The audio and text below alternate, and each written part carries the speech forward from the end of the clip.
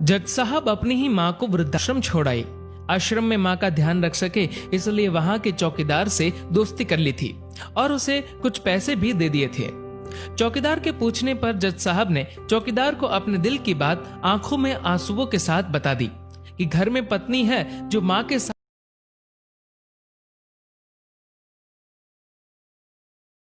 साथ बदतमीजी से पेश आती है और पत्नी के कहने पर दोनों बच्चों ने माँ से बात करनी ही बंद कर दी। माँ को अकेलापन लगने लगा और इन सब वजहों से दिन भर रोती रहती थी, इसीलिए उसे आश्रम छोड़ने के लिए आ गए। तो चौकीदार ने कहा, जज साहब आपके सामने सारे सबूत थे कि कौन सही और कौन गलत है, लेकिन अपनी ही माँ के साथ न्याय नहीं कर पाए तो औरों के साथ क्या न्याय करते होंगे आप। ये बात जज साहब के दिल को चुभ गई। चौकीदार की इतनी सी बात का इतना असर हुआ कि 2 रात नींद नहीं आई, 2 दिन से खाना नहीं खाया और कोर्ट भी नहीं गए। ऐसा लग रहा था जैसे एक चौकीदार ने जज साहब की दुनिया हिला दी हो। तीसरे दिन जज साहब अपने रूम से बाहर आए। पत्नी और बच्चे खाना लेकर इसी इंतजार में खड़े थे कि जज साहब कब खाना खाएंगे। अभी जज साहब ने एक कागज पत्नी को और 2 अलग अलग कागज अपने बच्चों के हाथ में थमा दिए। कागज की एक लाइन पढ़ी तो पत्नी के हाथों में से थाली गिर गई। उस पर लिखा था कि मैं तुम्हें तलाक दे रहा हूँ, और बच्चों से कहा, आज से मेरी सारी प्रॉपर्टी आप दोनों की, मुझे कुछ नहीं चाहिए। बच्चों ने उन्हें जबरदस्ती कुर्सी पर बिठाया, हाथ जोड़कर पैरों में गिरकर इन सब का कारण पूछा तो आंखों में आंसुओं के सैलाब के साथ जज साहब बोले कि मैं मेरी 65 वर्ष की माँ को आश्रम छोड़ के आया हूँ, अनजान लोगों के भरोसे छोड़ के आया हूँ, और आप सब कारण पूछ रहे हैं। हम लोगों को शर्म आनी चाहिए। रोज मेरे कोर्ट से आने के बाद माँ रोती थी कि बेटा प्लीज मुझे वृद्धाश्रम में शिफ्ट कर दो।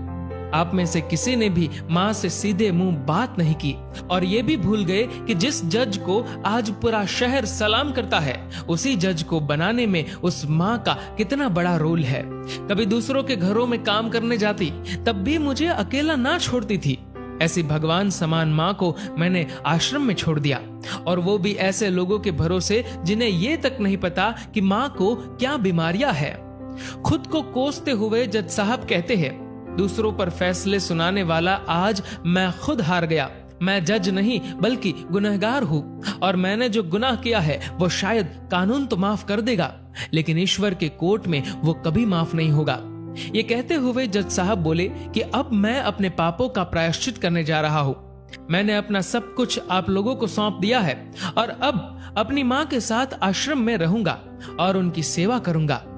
पत्नी से जज साहब ने कहा कि याद रखना, आज तुमने उस माँ को आश्रम भिजवाया, तुम भी एक माँ हो, कल तुम्हें भी कोई आश्रम भेजेगी, तब तुम्हें मेरे इन शब्दों का अर्थ सही मायने में समझ आएगा।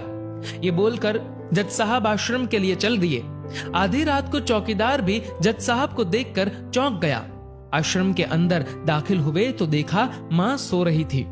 करीब जाकर देखा तो पूरे परिवार की तस्वीर से लिपटकर रोते हुए माँ सो गई थी।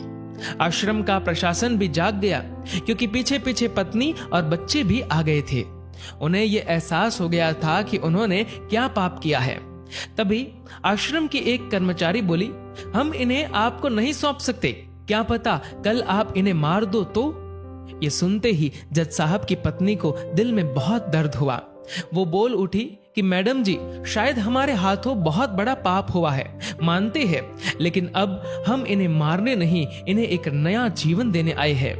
आश्रम के सभी बुजुर्गों की आंखों में आंसू थे, सब के सब रो पड़े। खुशी के आंसुओं के साथ माँ को घर ले आए। लेकिन वही आश्रम में अनेक आंखें ऐसी थी जो किसी ना किसी का इंतजार कर रही थी। माँ, तेरा कर्ज मुझसे अदा क्या होगा, तू अगर नाराज है तो खुश मुझसे खुदा क्या होगा। दोस्तों, इस कहानी जज साहब अपनी ही माँ को वृद्धाश्रम छोड़ आए। आश्रम में माँ का ध्यान रख सके इसलिए वहां के चौकीदार से दोस्ती कर ली थी और उसे कुछ पैसे भी दे दिए थे। चौकीदार के पूछने पर जज साहब ने चौकीदार को अपने दिल की बात आंखों में आंसुओं के साथ बता दी कि घर में पत्नी है जो माँ के साथ बदतमीजी से पेश आती है, और पत्नी के कहने पर दोनों बच्चों ने माँ से बात करनी ही बंद कर दी। माँ को अकेलापन लगने लगा और इन सब वजहों से दिन भर रोती रहती थी, इसीलिए उसे आश्रम छोड़ने के लिए आ गए। तो चौकीदार ने कहा, जज साहब, आपके सामने सारे सबूत थे कि कौन सही और कौन गलत है, लेकिन अपनी ही माँ के साथ न्याय नहीं कर पाए, तो औरों के साथ क्या न्याय करते होंगे आप?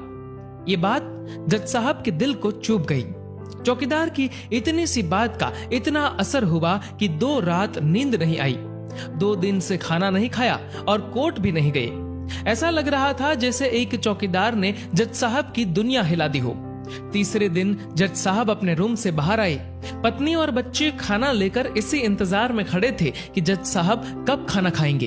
अभी जज साहब ने एक कागज पत्नी को और 2 अलग अलग कागज अपने बच्चों के हाथ में थमा दिए। कागज की एक लाइन पढ़ी तो पत्नी के हाथों में से थाली गिर गई। उस पर लिखा था कि मैं तुम्हें तलाक दे रहा हूँ, और बच्चों से कहा, आज से मेरी सारी प्रॉपर्टी आप दोनों की, मुझे कुछ नहीं चाहिए। बच्चों ने उन्हें जबरदस्ती कुर्सी पर बिठाया। हाथ जोड़कर पैरों में गिरकर इन सब का कारण पूछा तो आंखों में आंसुओं के सैलाब के साथ जज साहब बोले कि मैं मेरी 65 वर्ष की माँ को आश्रम छोड़ के आया हूँ, अनजान लोगों के भरोसे छोड़ के आया हूँ, और आप सब कारण पूछ रहे हैं। हम लोगों को शर्म आनी चाहिए। रोज मेरे कोर्ट से आने के बाद माँ रोती थी कि बेटा प्लीज मुझे वृद्धाश्रम में शिफ्ट कर दो।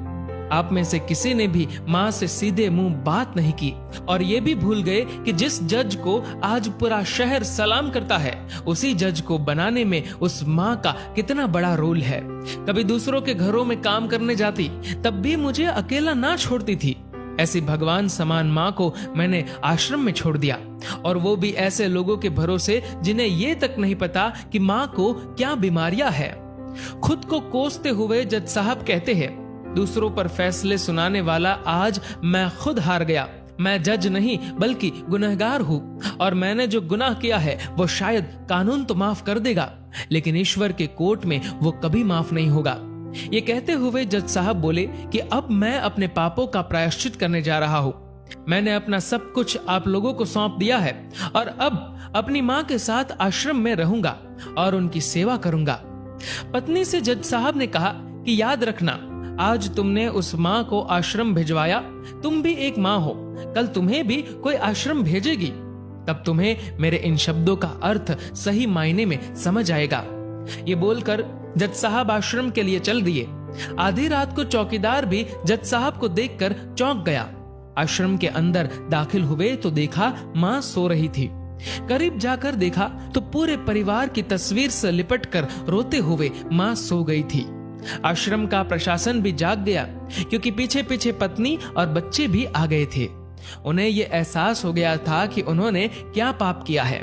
तभी आश्रम की एक कर्मचारी बोली, हम इन्हें आपको नहीं सौंप सकते, क्या पता कल आप इन्हें मार दो तो।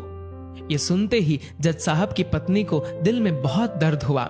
वो बोल उठी कि मैडम जी, शायद हमारे हाथों बहुत बड़ा पाप हुआ है, मानते हैं, लेकिन अब हम इन्हें मारने नहीं, इन्हें एक नया जीवन देने आए हैं। आश्रम के सभी बुजुर्गों की आंखों में आंसू थे। सब के सब रो पड़े। खुशी के आंसुओं के साथ माँ को घर ले आए। लेकिन वही आश्रम में अनेक आंखें ऐसी थी जो किसी ना किसी का इंतजार कर रही थी। माँ, तेरा कर्ज मुझसे अदा क्या होगा, तू अगर नाराज है तो खुश मुझसे खुदा क्या होगा। दोस्तों, इस कहानी